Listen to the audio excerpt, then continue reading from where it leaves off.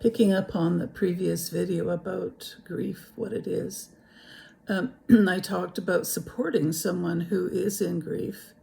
And, because we're not really, it's not part of our growing up experience very often.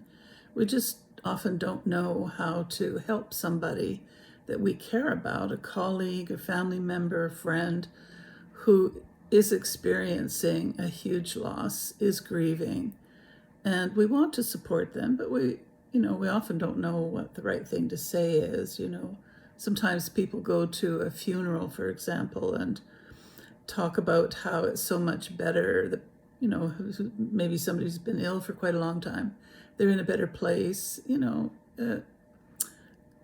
We want to help. We want to help that person feel better about whatever's happened to them. But honestly, I have to say that the very, very, very best thing you can do to help somebody is just to walk alongside them, sit with them quietly, let them talk about whatever it was that is worrying them, has happened to them, because their loss, their grief, really does need to be witnessed. And if you are willing to witness for them, it really goes a long way to helping them process what has happened.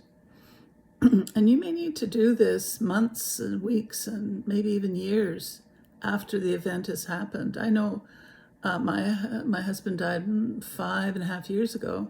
I still talk about him. Why wouldn't I? He's such a huge part of my life. And while I've really come to the other side of that process, he's still a part of my life.